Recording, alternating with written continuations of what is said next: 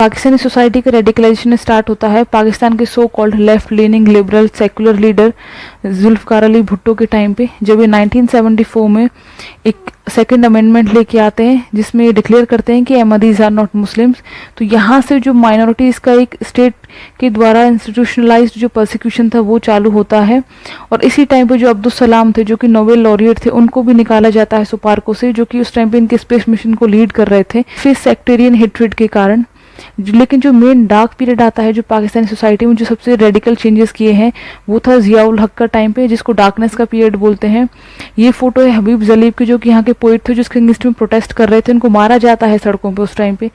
जिया उल हक यहाँ के military dictator थे जो कि आते हैं जुल्फ़िकार अली भुट्टो को हटा के, और वो बोलते हैं कि यहाँ पे डेमोक्रेसी को डिफेंड करेंगे, ये सब कुछ करेंगे, with in 90 days elections held करवाएंगे।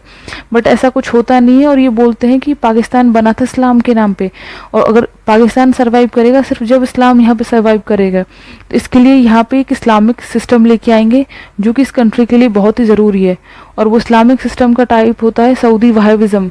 सऊदी वहाबिज़म क्योंकि उस टाइम पे कोल्ड वॉर का टाइम चल रहा था, यूएसए सऊदी अरब इसको सपोर्ट कर रहे थे अगेंस्ट यूएसएसआर। तो ये जो वहाबिज़म था, जो रेडिकल फॉर्म था इस्लाम का, ये उस टाइम पे पाकिस्तान में कोई जानता नहीं था, एक तरह से एलियन था पाकिस्तानी सोसाइटी में।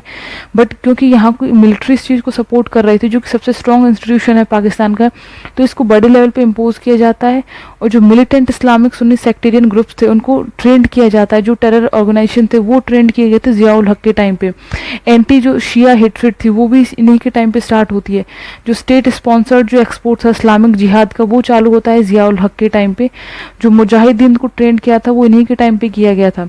उसके बाद में लोग यहाँ पे इलेक्शंस की बात करते हैं क्योंकि जुल्फ़िकार अली भुट्टो की पॉपुलैरिटी उस टाइम पे भी बहुत थी। बट जिया उल हक का स्टेटमेंट होता है कि ये चीज़ तो कुरान में लिखी नहीं हुई है कि इलेक्शंस इस डेट को करवाए जाए, तो मैं कैसे इलेक्शंस करवा दूँ। तो इस लेवल पे यहाँ पे इस्लाम को उस टाइम पे इम्पोज किया जा रहा था कि हर चीज़ इस्लाम के नज़रिए से देखी जा रही थी। जिया उल हक के अगेंस्ट में जो भी प्रोटेस्ट कर रहा था उनकी पब्लिक में बीटिंग हो रही थी, स्टोनिंग टू द डेथ हो रही थी, विपिंग हो रही थी पब्लिक में। ये सारी चीज़ें उस टाइम पे नॉर्मलाइज कर दी गई थी इस टाइम पे। लेकिन एक चीज़ हम बोल सकते हैं कि जो अफगान वॉर में गया था उसके कारण यहाँ पे एक तो बहुत अप्रॉक्सीमेटली 4 मिलियन रेफ्यूजीज आ जाते हैं, हेरोइन एडिक्ट्स आते हैं यहाँ पे।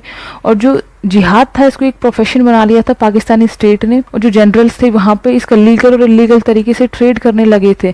जो कालाशनिकोव का कल्चर है, AK-47 का कल्चर है पाकिस्तान में, वो जिया उल हक के टाइम का दिया हुआ कल्चर है इनका।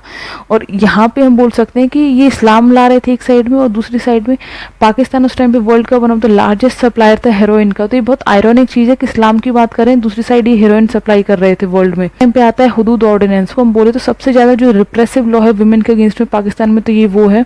इसको भी जिया उल हक के टाइम पे लाया जाता है, जिसमें कहा जाता है कि किसी वुमेन के साथ में अगर रेप हुआ है, वो केस फाइल करने जाती है तो उसको अपने साथ में 4 मेल विटनेसेस लाने पड़ेंगे ये बोलने के लिए कि हाँ इसके साथ में रेप हुआ है।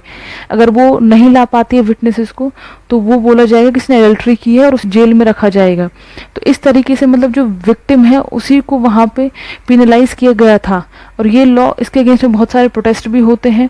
तो जो वुमेन के अगेंस्ट में वायलेंस थी ये सब कुछ बढ़ा था जिया उल हक के टाइम पे।